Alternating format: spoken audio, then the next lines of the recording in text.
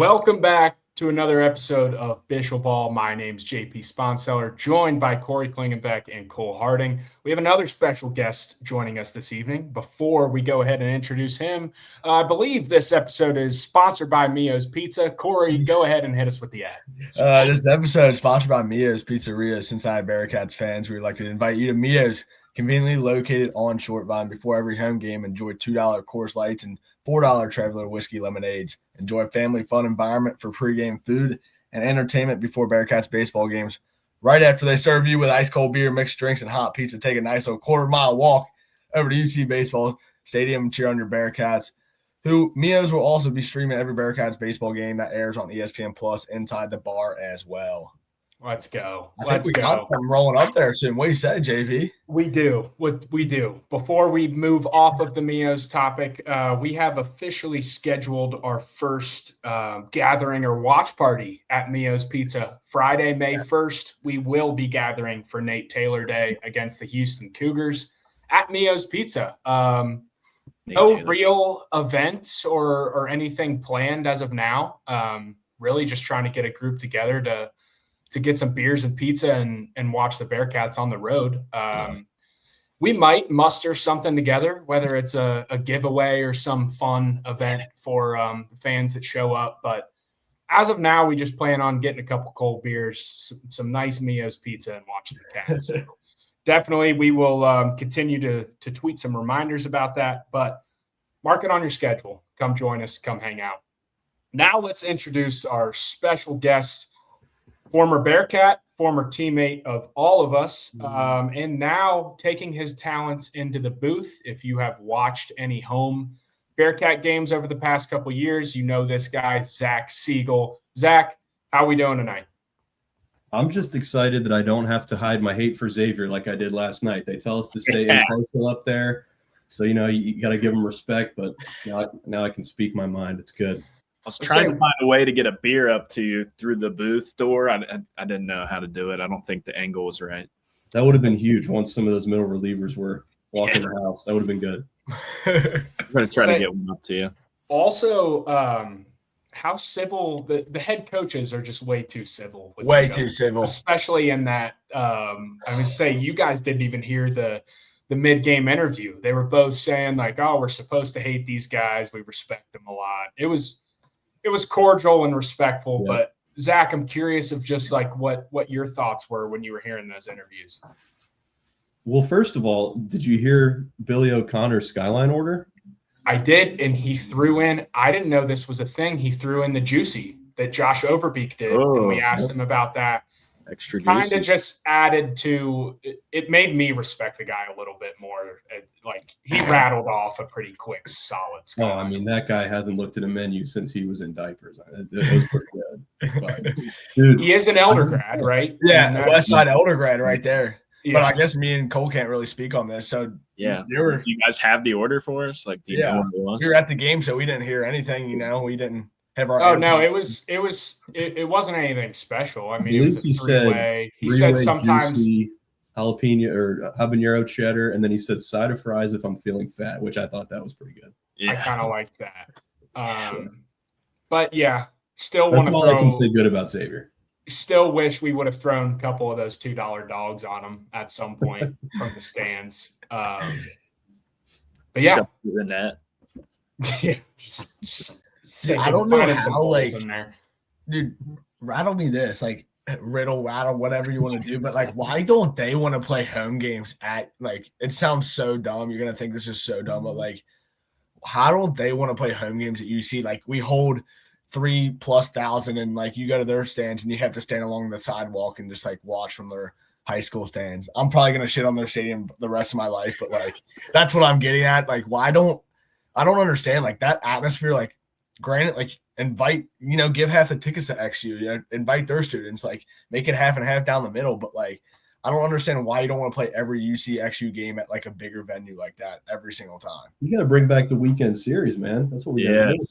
I want the weekend series back. You get 2-2, play 4 games. And more often than not, like Xavier's having a down year this year, but in the past few, like that's a good non-con series for both teams as far as RPI and I agree. That's what it's all about these days. It's like, yeah, win 30 games, but if you don't have like a 50 or higher RPI, you're like, oh, you're out of it. I don't know. That's the funny thing. Last night we beat Xavier and we dropped one in the RPI. Went down. So it's just like not even that bad. It's like mid 50s, low 60s. It's not terrible.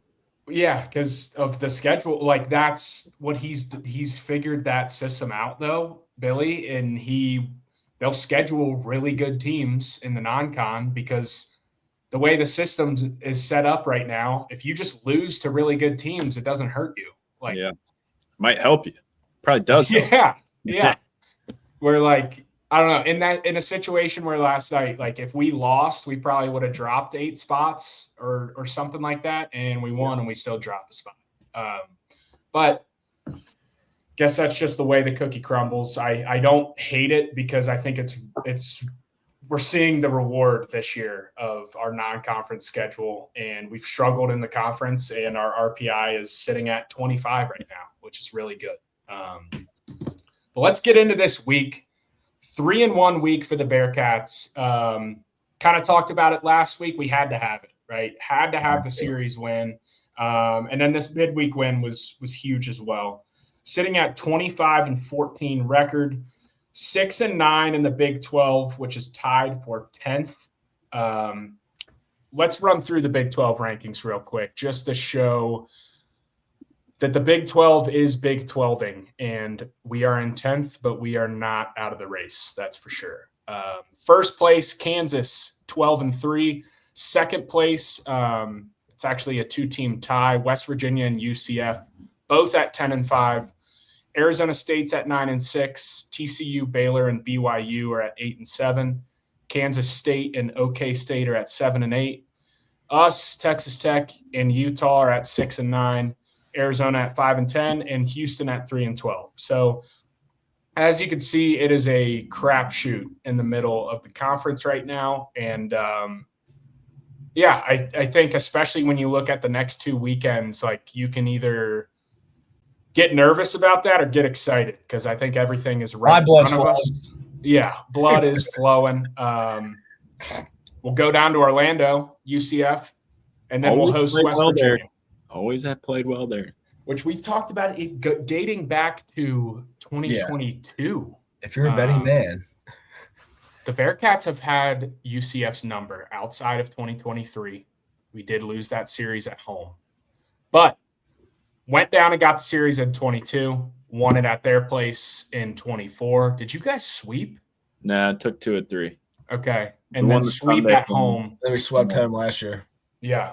You just gave me PTSD talking about 2023. I think Andrew Sundin and Lex Bodecker went back-to-back off me. Yeah. John Rice Plumley, or is it John Reese Plumley? Yeah. Yeah, he hit like 3 that weekend. Yeah. That was probably off me too, if I had to guess. I don't think we could hit either. Bad weekend. I just remember wanting to punch that kid in the face by the end of the weekend. So I'm glad he's in the NFL now. That dude, yeah. But no, I feel good about this weekend. Before we talk about UCF too much, let's talk about these 4 games. Start with the series at Baylor. And game 1, 11-1 victory in 8 innings. I talked about it last week. I know we said, like, I will predict a sweep kind of based off the vibes of game 1. I was screaming sweep all weekend after game 1. We dominated. And we talked about it too. Like, the one home run that we hit was Quentin Coates at the end to end the game. Like, that was a Bischel ball style of offense. We even had a safety squeeze in there. But I know that it's easier to bunt and run when you have a lead. And I think that's where, like, I have brought up, I'd like to see it us do it more when we're struggling. So I'm curious of, like, your guys' opinions on that. Like, do you think we need to bunt and run a little bit more when we're down, or are we just not in the position to do so, try to slug until we get back into the game or get a lead and then bunt and run? Yeah, definitely wasn't. It hasn't been what we thought it was going to be all year. You know, like the lineup it was designed to be. Like we all thought it was going to be the more of the opposite end of, you know, not as many home runs like we've seen, but, you know, like way more bunts bunts for hits, sacks, but like it's kind of like I don't want to be a hypocrite, but it's just like it's not happening where it like should happen. It's more of happening like when we're up by 7, 8, 9 runs, and they all say it's easy like when you're up, but I don't see us doing it when we're down either. Definitely not when the game's close. The guys that you want to come through aren't coming through with the bunts. So I don't know. Especially last night baffled me to all hell be all, but Quentin Coates laying down a bunt first and second. I don't know what that was about. So yeah. We talked about that, me and Zach, before you guys jumped on, and we came to the conclusion that had to be his call, just because he's been up in so many perfect bunt situations before, him and multiple other guys, and we've seen them. We've just let him swing away here, which is totally fine. But like that was a really weird spot for Quentin Coates to lay down his first sack bunt of the year, maybe. Yeah, I think he let the intrusive thoughts win on that one. I don't know. What are your guys' thoughts? He got back to his own game though later. In the later innings and just hit one like 7,000 feet to right center. Yeah. But no, you're back to your question, John. I think this year's slightly different because you have 4 guys that I would say you would never want to bunt in that lineup, which would be Natilli, Coates, Infelice, and then Cal Sufsick. I feel like those are 4 guys where you're pretty much going to tell them, or you wouldn't necessarily expect those guys to ever bunt unless there's an absolute like late game situation where if they need to get one down, they can probably get one down. Which I don't think that was necessarily like, I mean, their power numbers and like doubles and averages all speak for themselves. But I think that's different than years past where it was kind of like everyone in the lineup could bunt. I think now it's like those 4 guys, you're not going to want them to ever bunt. So it's slightly different. And then like when you get guys on in front of them at the top of the lineup, depending on how the lineup's constructed that day, like you don't want to run into outs before those guys hit either. So I think that eliminates some of the running in certain situations just because the power numbers are probably a lot better than some of us thought going into the year.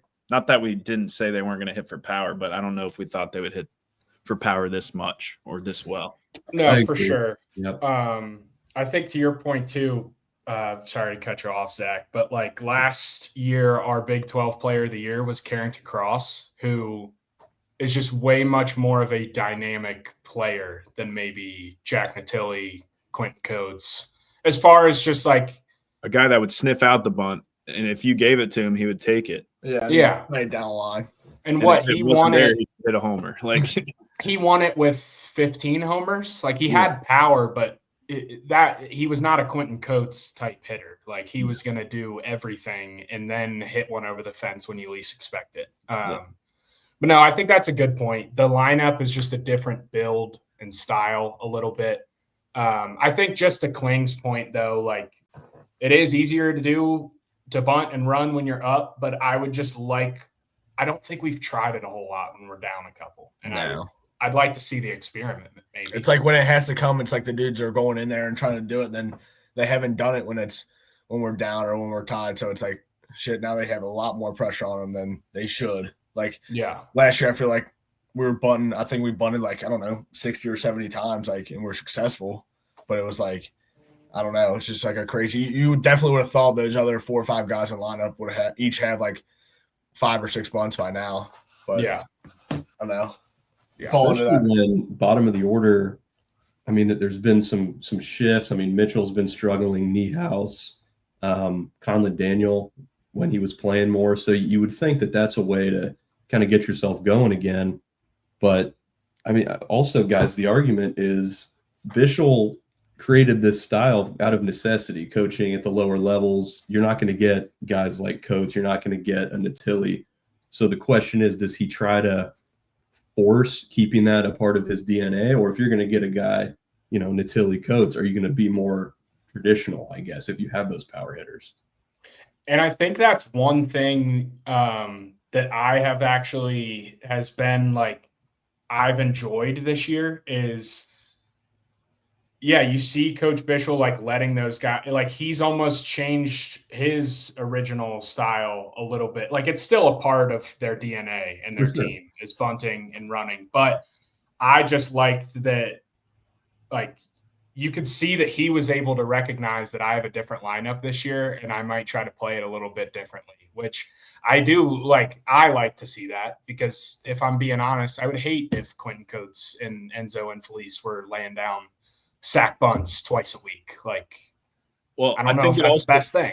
Yeah, it also comes down to just like how well they're executing. Like if they're gonna go out there and hit all these home runs and doubles and like be patient at the plate, no coach is gonna say anything to those guys. Like, yeah, you're not gonna take the bat out of a guy. You're gonna take like production leading off. He's hitting like 500 lately. You're not gonna tell him to bunt, swing away. You're gonna take that production every single day of the week. So I don't even know if it's hitting like just letting those guys go do it, because every coach would let those guys go do it if they're doing it at the clip they are right now. So I think it's like kind of a no-brainer, but I do agree. Maybe the only question I would have, or maybe would want to see the bunts included a little more, would be towards the bottom of the lineup, just because I think all those guys are fully capable of putting down like solid bunts and getting on base. I mean, we know we got a lot of fast guys down there at the bottom of the lineup. So I would question maybe if we see that more in the last 5 or 6 weeks here, if some of those guys near the bottom start trying to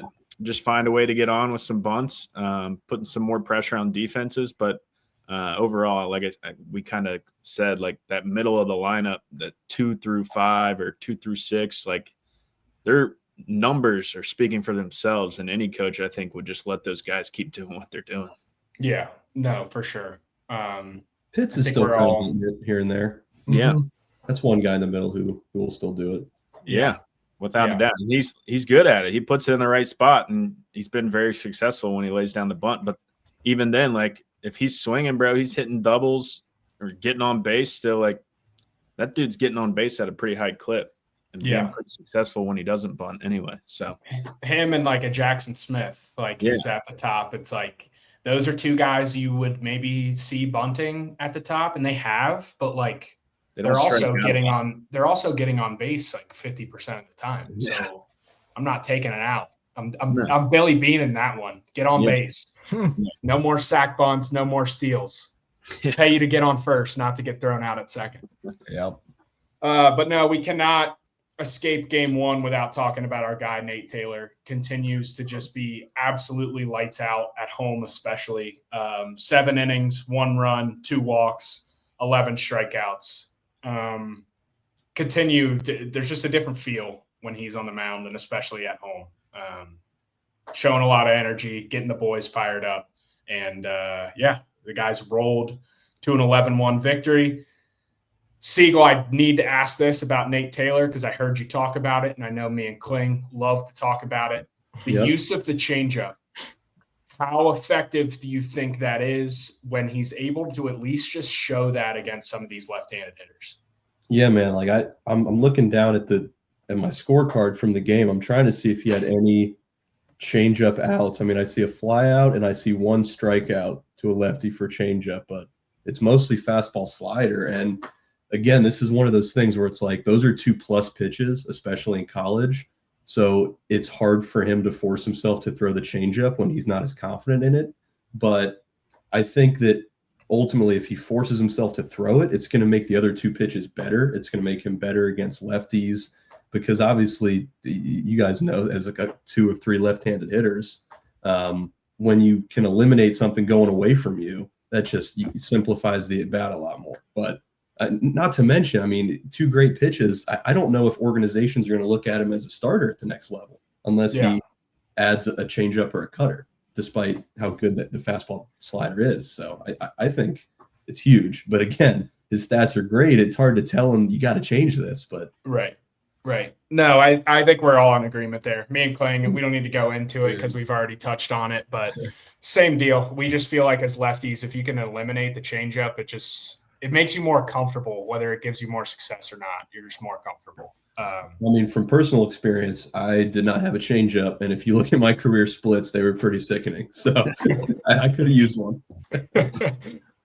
All right, talking about game 2, just another dominant performance. And as much as we've talked about some of the pitching struggles, like all Bearcat fans, us included, need to tip their cap to Logan Knight because that was a ballsy performance from him. 7 shutout innings, 1 walk, 8 strikeouts, by far his best start of the year. And you could argue kind of when we needed it most. So definitely want to shout him out. And yeah, we said like we've seen it in flashes, and I just feel like he really put it together and attacked the zone for a full 7 innings on Saturday.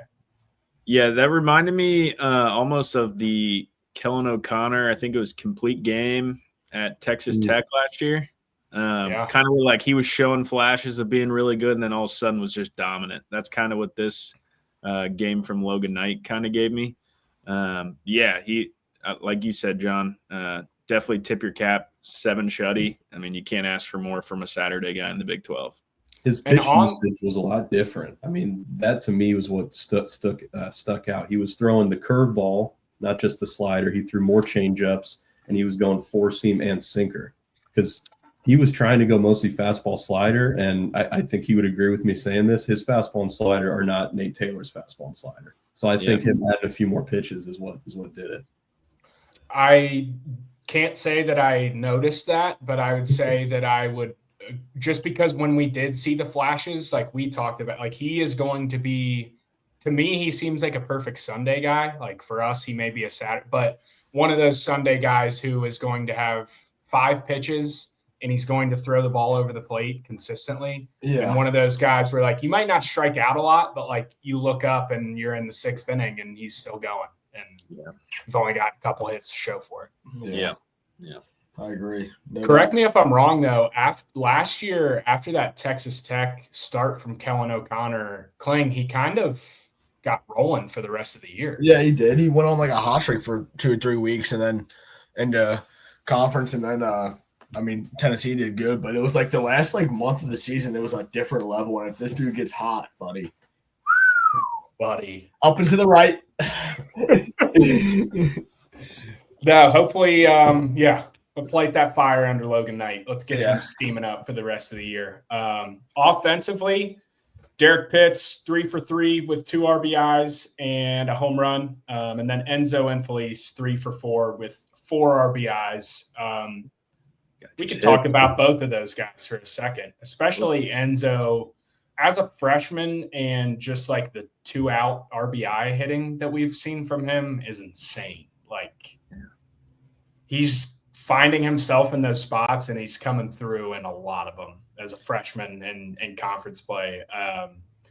It's been really impressive to watch. Zach, I know you guys I think Anthony may have asked Billy about like, do we try to get more power out of him?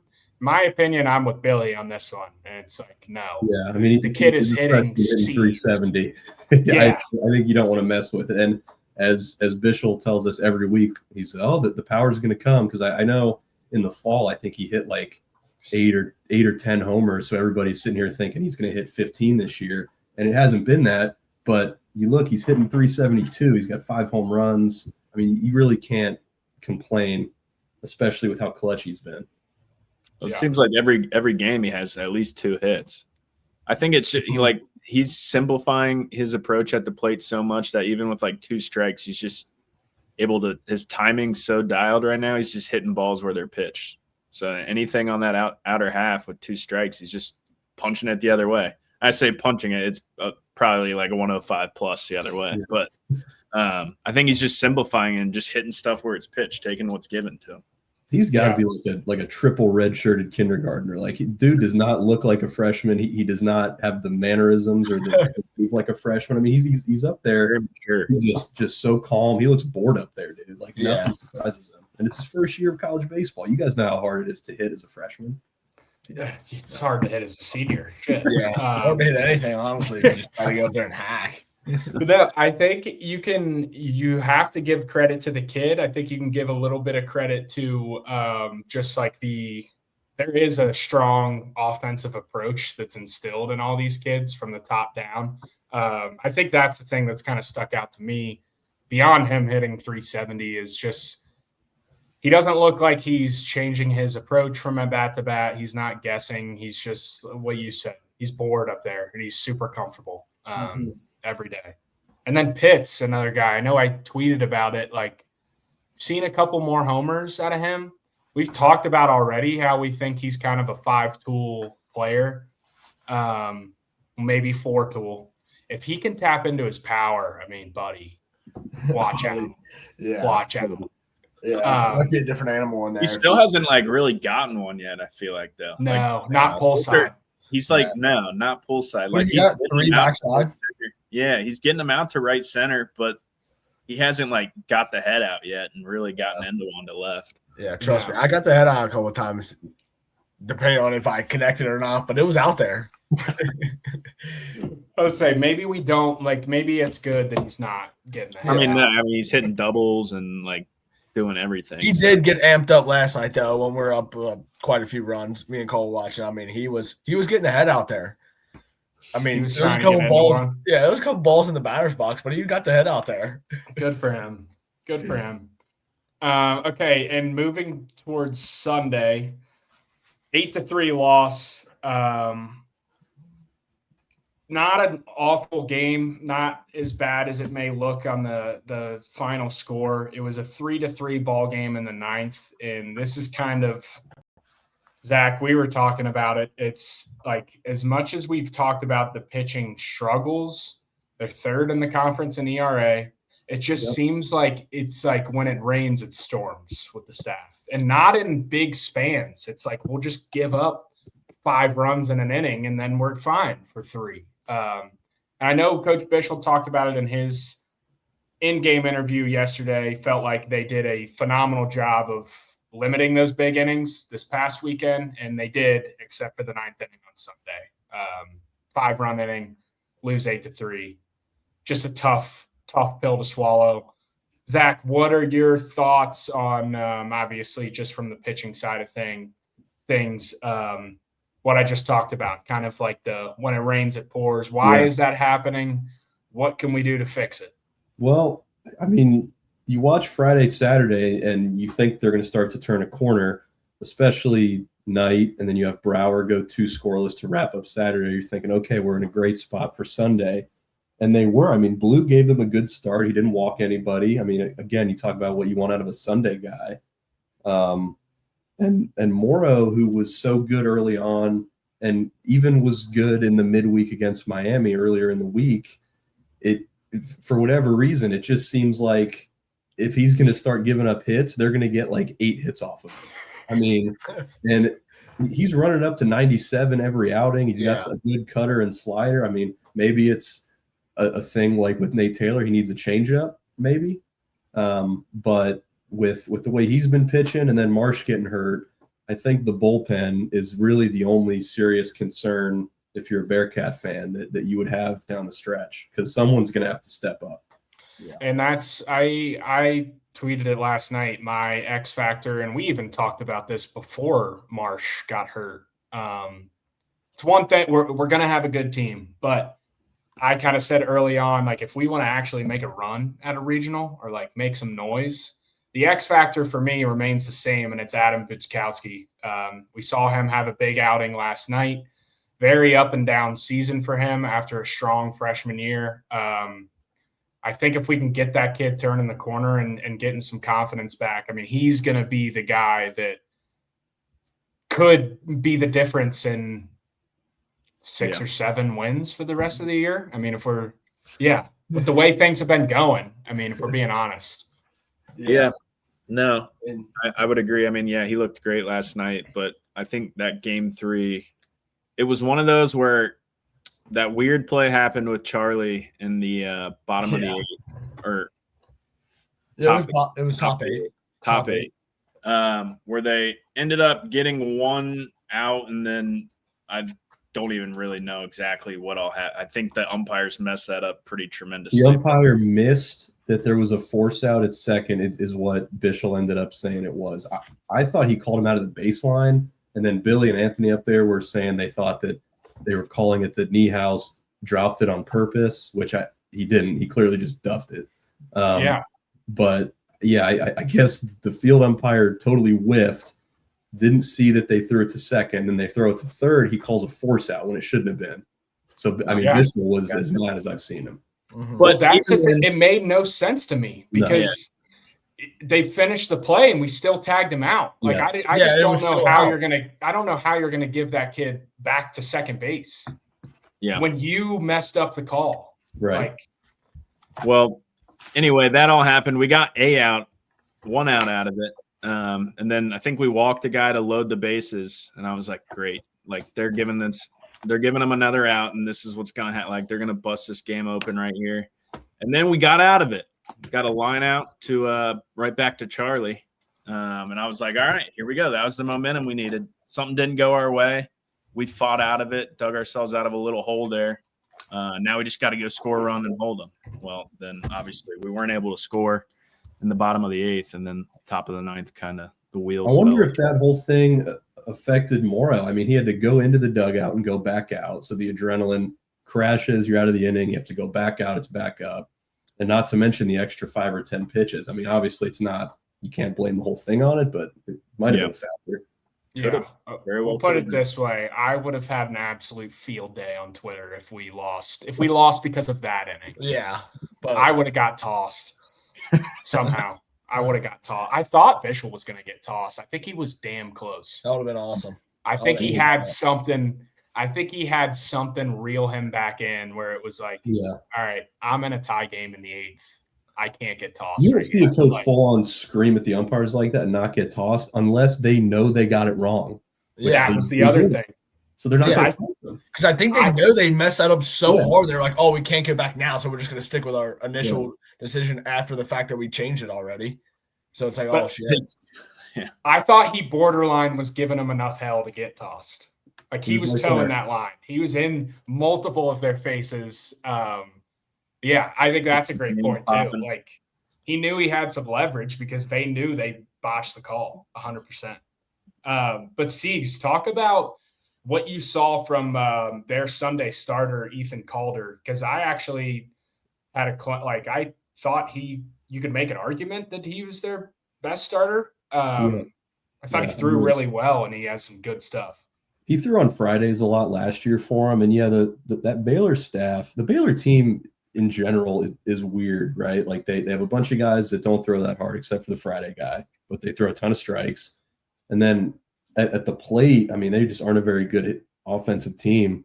But yeah, Calder was really, really good. I feel like he's probably their best arm, and kind of like a like our Saturday guy last year who we mentioned, lefty, sort of similar to him in the sense that not going to blow you away, but just been around the block, senior, change speeds, that kind of thing. But yeah, he was really good. Yeah. We talked about that too, how they were a team that was like going to just pitch it and play defense and scratch a few runs. That was going to be their chance to win a game. Now they ended up popping off in the top of the 9th, but that's how that Sunday game was going. Was like we weren't scoring. We got to late innings, and unlike game 1 and 2, like we didn't have a big lead, so we weren't forcing them to hit doubles and triples or extra base hits. But so they were in the spot where they felt comfortable, tied late in the game. They're like, okay, we'll just rely on our pitching and our defense to get us out of it. Yeah. And I think no, that's a great point. And I think you do have to give, like, in the first 2 games after last weekend, we kind of talked about like limit free bases and we are going to be just fine. Like this offense is not going to do anything to beat us. We're going to beat ourselves. And really all 3 games, it's not like we gave them – it was the 9th inning. We gave them some free bases and we walked a couple guys. But I do think they did a really good job of kind of knowing the assignment and putting the ball over the plate and just out hitting them and playing defense. Yeah, 0-5 on Sundays in the Big 12 still. A little salty about it. It's just not going to play long term. No, you have to win a Sunday at some point. We're not going to win every series winning Friday and Saturday. I'll tell you that much. I think some of that has to do with the pitching. Some of that has to do with just, I don't know. I'm not going to say like they don't care about Sundays. They obviously do. I think it's part of it's just been how cookies crumbled a little bit. Yeah.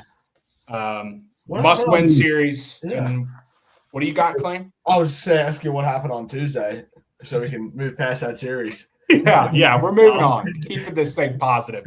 How about that? We talked about, can we finally get one? Four-game losing streak against the Muskies. We broke it. We broke it in a big way. Beat them 15-5 at home. Really dominated kind of from start to finish. Actually, we did dominate from start to finish. We had Ryan Taransky, who we'll talk about more here in a minute, got us going from the first step out of the game. Beginning part of the year, he made some starts every now and then and came on as a pinch hitter in conference play, but he lays into this. Deep fly ball right field. That baby's way out of here. Taransky sets the tone for Cincinnati.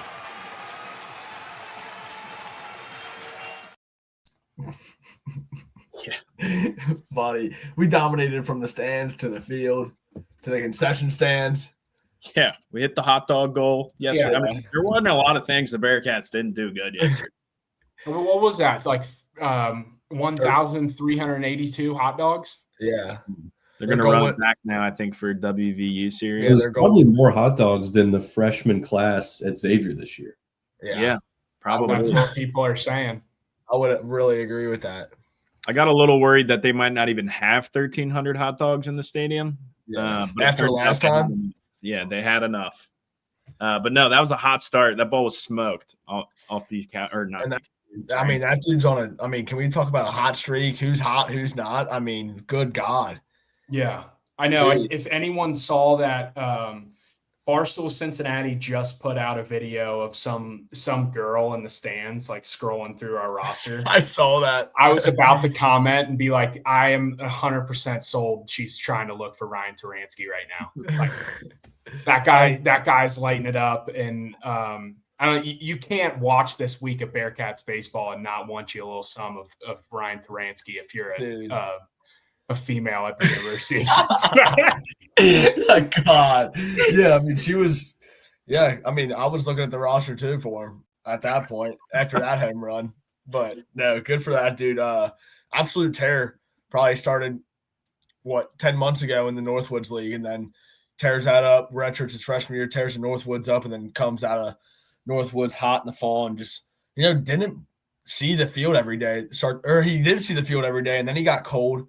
Cal came back, and now he's just like he's back in the lineup. He's doing good things, and now they had him in the leadoff spot the last 7-8 games, which is insane. But good for that dude turning the switch around like that. Yeah, yeah. What was that? Needed the left-handed hitter bad. I mean, as good as the right-handed hitters are for UC, it's hard to roll out 8 righties and win. Yeah, no, I agree. I think another thing, just to give him a little credit, like, I would argue he wasn't in there every day. I thought he was playing pretty well at the beginning of the year. Like, he was in there. Bad. He was just more like 7-8 hole.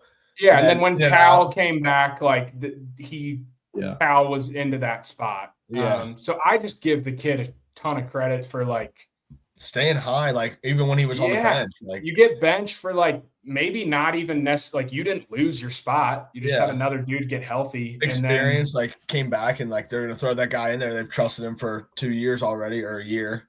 And, right. I mean, Cal's done phenomenal. He's hitting 340 with a rope last night at like 127 miles an hour. Like, yeah, the dude can flat out hit. It's just that's how hard it is for a coaching staff sometimes when you have 10, 11, 12 guys that can just hit the shit out of the ball. That's why a team makes a good team at that point. When you have those amount of hitters that can – it's hard to put 9 hitters out there because you have 2 or 3 guys on the bench that can hit as well. Yeah. I think just him, like you said, just staying up and, like, just being ready whenever he was thrown back in there. And, I mean, he had that big grand slam or home run in Utah Valley. Like, he's come up big for us quite a few times. Tied the record on Friday for doubles in a game, had 3 doubles.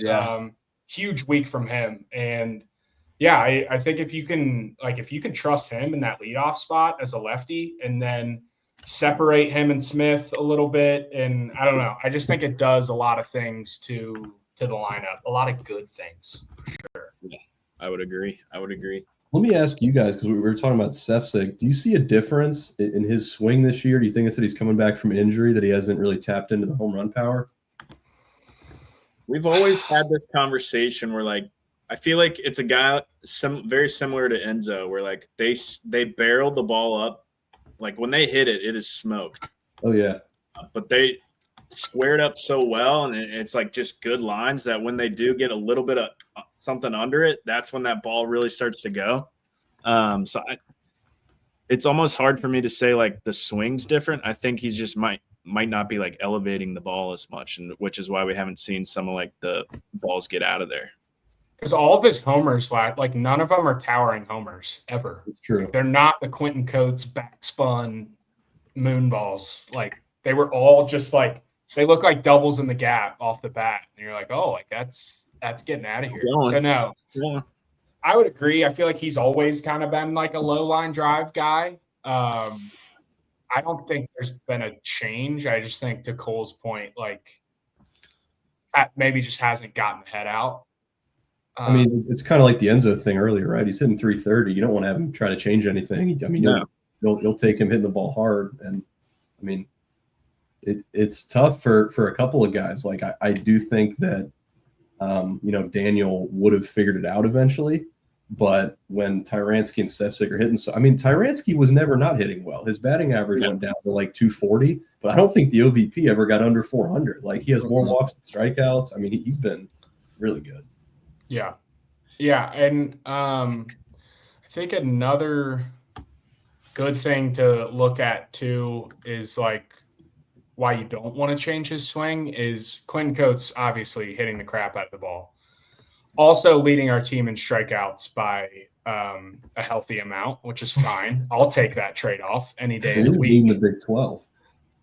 Wouldn't be shocked. I'll take it. No shade at all. But so you give and you get. Yeah, you have a guy like Cal Sefcik, who obviously fewer at bats, had the injury, but only 13 strikeouts on the year. So it's like we all know, like when you do try to add a little bit of loft, you're probably increasing your strikeouts a little bit more. So if you can have a guy like that who is not striking out a lot, and we already have a couple guys who can hit the long ball, like I think he just tell that kid to keep doing what he's doing. Swinging that stick, baby. Yeah, swinging. All right, well, let's talk about the UCF Knights, a team that is hated by all four of us. Don't like those guys at all. They're off to a hot start. It's kind of reminded me maybe a little bit of last year, though. I'm seeing a potential downturn for them. Just got swept at Kansas, which we know that team – is on an absolute heater. And the Knights are tied for second in the Big 12, as I mentioned. Hot start. Their pitching staff has been lights out all year. They're at a 4.08 ERA, which is very, very good for the Big 12. We talked about how those numbers are all inflated. That is season, not conference, by the way. But they're down at least last weekend. I know they have a couple injuries to that pitching staff. They also played a doubleheader on Saturday, so I think we could possibly see a different three this weekend than what they threw last weekend. But the starters against Kansas were Mateo Gray. He's 3-0 with a 5.24 ERA. Camden Wicker is 3-2 with a 3.43 ERA, 169 batting average against. And then Matt Sauser, the guy who McGuire was talking about on our Saturday show, he's kind of been back and forth between the bullpen and the starting role. He's 2-2 with a 1.48 ERA, 160 batting average against. So again, good team. I feel like unlike Oklahoma State, like, I don't know. I wish they didn't get swept, but I don't know. It's that back and forth for me where it's like, I feel like they're desperate right now for a series win, so you don't want to play them. Good. But at the same time, they're a little banged up, so I feel like it is. Cats are coming in there hot. I mean, Cats are coming in there ready to roll. Yeah, it's going to be warm in Orlando. Okay. It's going to be steamy. Okay. The Cats are coming down to your park, and what have we done the past 2 or 3 years in your park? Taking care of business. Okay. That's for sure. That's for sure. The Cats, they're feeling themselves a little bit. And I hope they feel themselves tomorrow night in BP. They're launching balls. Don't get too taken away with the hot air down there. It doesn't travel at night. BP learned that quite well. Yeah. Well, that's going to be that's one of my keys to this series. They're claiming the ballpark plays this weekend. Yeah. Because I've played it. Well, I've gone down there twice, and it's played differently both times. I hope our boy Cantu makes it over there to watch the Cats for a game or two. I mean, that dude's greatness right there. But, I think the Cats handle business with his nice this weekend. I really do. Yeah, I'm here for it. If I was a betting man, I mean, I'd put my money on the Cats to take 2 or 3. I think so too, obviously. But Siegel, what is I don't know if you have any ball knowledge as far as when you scan through stuff in the Big 12. I know this isn't a series that you circled to look ahead at UCF since it's away, but anything on UCF that you can drop for us? I know I'm putting you on the spot. Yeah, I mean, I would just say this is the weekend for me where you find out if they're real or not. I mean, you come off a sweep, and how are they going to respond? So I think we'll find out if they're really as good as their record was a couple weeks ago or if they're going to revert to the mean. I really think you also find out how gritty the Cats are. You're coming down to the last 5 weekends of conference play. You look at our record, we're 6-9. We got 15 games left in Big 12. I mean, we could either take this one down to the wire against Houston, against Texas Tech, or we can just keep rolling for the next 4 or 5 weekends, take 2 or 3 every weekend, go out on a high note and get comfortable going in the tournament. We get a surprise for elimination. Yeah, single elimination tournament.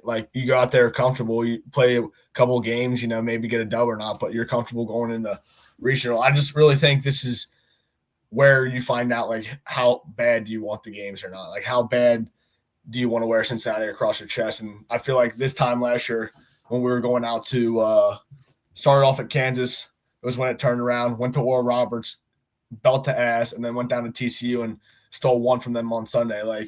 This is really where you find out how much dog you got in you, how much, how much. No, I agree 100%. We talked about it last week. It's kind of now or never, to flip the switch a little bit.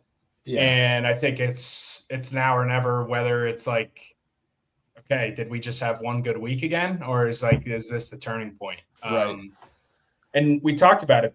UCF and West Virginia both tied for second place. So it's you have everything in front of you if you're a Bearcat right now, as far as putting yourself in a good position RPI wise, getting yourself back to a decent seed for the tournament. I'm also just interested right now,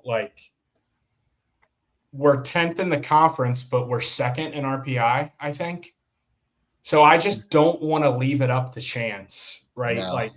At the commit, because they're not going to give us 10 bids. No, but what I will be comfortable with is if we finish over 500 in the conference. I think if we finish over 500 in the conference, I think we'll be fine. You got to go 10-5 from here on out.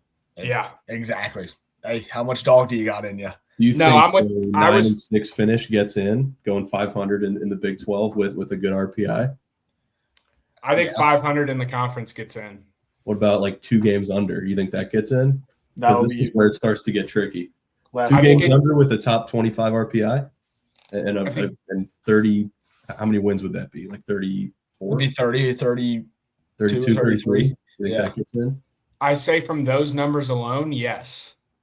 But I think it depends on where the rest of those middle of the pack teams in the Big 12 are. Yeah. Just because it goes back. We had a similar situation last year. I think it was maybe an Arizona State or somebody, but it was okay, the RPI and the wins and everything is there, but are you going to put a 7th place team or an 8th place team over that 6th place team? Which I don't know. I don't really know what all goes into it and what you value when it comes down to that. But to Kling's point, I'd in front of us before then anyway. Yeah, a lot of ball in front of us before we start worrying about our conference record. But yeah, I think everything's in front of us. You can make a big jump I mean, we talked at there's 12 wins and then 10 wins at third place. Other than that, like that's a weekend. That's a weekend where you could jump from 10th to 4th or something like that. Right. So just like I said, I mean, it's not the size of the dog in the fight, size of the fighting dog. What do you say here now? That's right. They always say. My mama taught me that one back in the day. No, but I did want to say I think a big key to this series will be how that ball is flying down there this weekend. Mm-hmm. If you look at their home run numbers, it's nothing that's going to blow you away. I think the leader has 9. So I think that's going to play a big piece into it. Like, are we able to bunt maybe a little more, run a little more this weekend if the ball's not flying? We're not able to – those balls that are usually leaving the yard maybe get hung up in the wind and now are doubles or maybe just outs even, like depending on how the ball is going. Opponents – that could be a huge component to like wins and losses this weekend is maybe just how well the ball is flying. Mm-hmm. Yeah, I think that's a good point because I do think if there's one thing that UCF on paper has the edge on us in, it's pitching. I don't think you can really question that a whole lot from their pitching numbers. Looking at opponents are 52 for 61 stealing bases off of them. So I kind of like that. I like that a lot. I like that a lot right there. You know, that's Bearcats baseball. Yeah, I think there's something to be shown there. I don't have this but maybe that's why we've had so much success against them, especially the last 2 years, is like we abuse them on the bases. So maybe we'll see that again. I hope so. That'll be. I hope so too. Let me ask you guys this. Taylor goes out, he throws 6 or 7 innings on Friday. Bischel, he threw 50 pitches last night. You're probably not going to throw him out there Friday. Marsh is hurt. Morrow's been struggling. Who are you going to close out the game after Taylor, assuming you're winning and it's a close game? I'm probably – what'd you guys say? Go ahead. I would probably lean on Chad Brown and Connor Blue. Pinheiro too. I think Pinheiro, the production's going to have to come from someone at this point. So we're going to have to give guys spots to like show us what they really got and if they really want to be out there. If people haven't been getting the job done, I think you can roll. There's a couple other options you can roll out there that, hey, we're going to put you in here. Just go pitch your balls off and like get the job done. So I think there's a few different options. But yeah, it's going to have to come from somewhere if they want to win like close games down the stretch. So nothing like a little baptism by fire. Go throw the freshman Gonzalez out there. Or dude, I know. I was thinking about that last night when he threw against Wright State. I'm like, I mean, I hate to say it to him, but like, that would really suck if he threw that one inning. Like, dude, we might need him. He's got some of the OK stuff State on the team. He does. Oh, he did.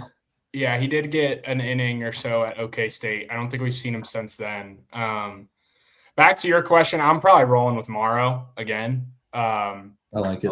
I think when you look at the bullpen, it's just like you can't put a finger on any guy that has been like that dude out of the bullpen. Everyone's had good outings and struggles. So I think it's like you just got to revert to your guys and trust your guys. And I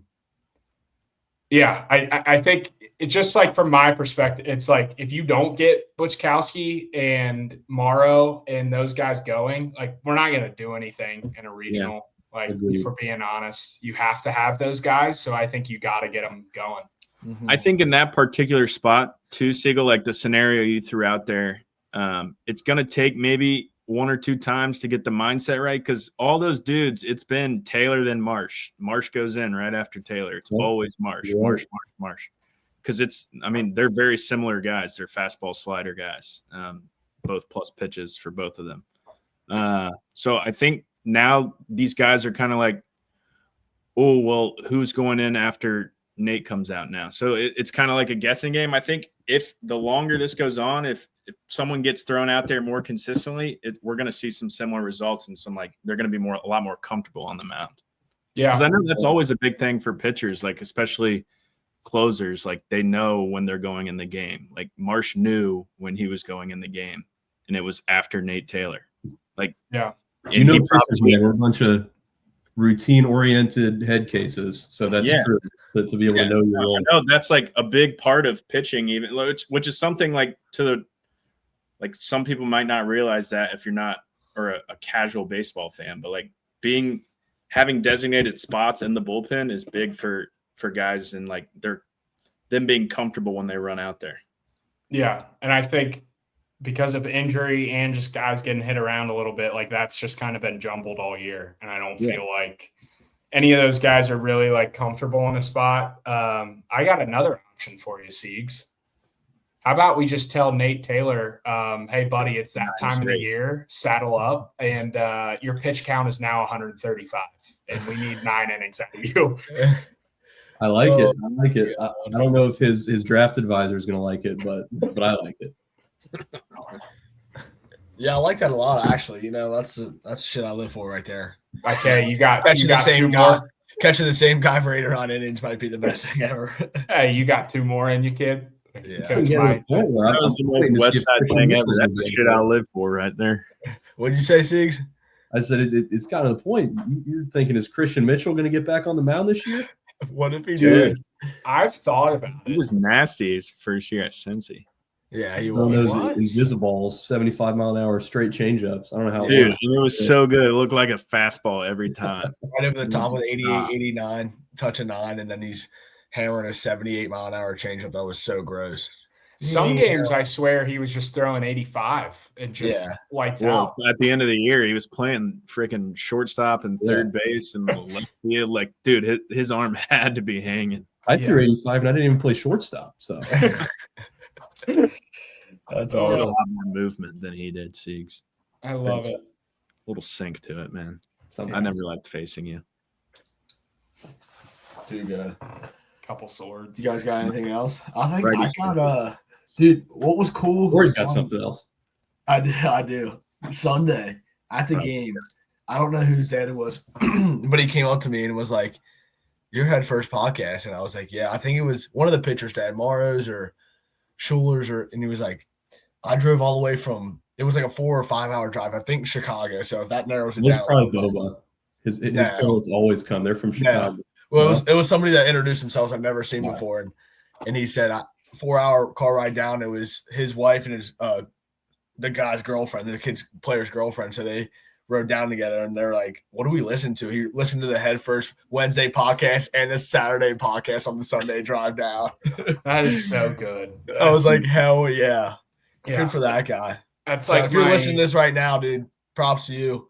Yeah. Go Bearcats. You got those analytics, JP? What's the mom breakdown out of your listeners? Probably a hefty amount or parents, at least the Bischel ball side of things. No, that's been one of my favorite. Like, I get to OK State, the first, like, Rich Natili walks. He's like, hey, man, I'm glad you made it. Like, I've been following the whole trip. I loved it. It was great. Yeah. I mean, Halveen's always listening, too. Yeah, but I love that it's a thing, like road trips for the parents throw on Bischel ball. I love it. Yeah, that is a big thing. Sunday morning commutes. Yeah. More listeners, man. Let's wrap this up just on an overall positive note. We got 6 weeks left in this season, and I said in the video that I put out today, this team has earned our support, and they deserve for the fans to back them for the rest of this season and get some juice going, show up to the park next week against West Virginia, make it hell for them. And like Kling said, it's that time of the year. Saddle up, look yourself in the mirror, decide if you want to wear that C paw on your chest or not. See how much dog you got in you. Feel it before you leave that hotel, get in front of the mirror in the hotel bathroom and just, I don't even know. Yeah, I don't know what we'll cut that off right there. Say, Kling, I'd love to know what you did in the mirror. Let's just go. Break it down. Let's just break this one down and get out of here, all right? Babe. Go Cats this weekend. Seeks you in. Hey, Cats on 3. 1, 2, 3. Cats. Babe. Go Cats.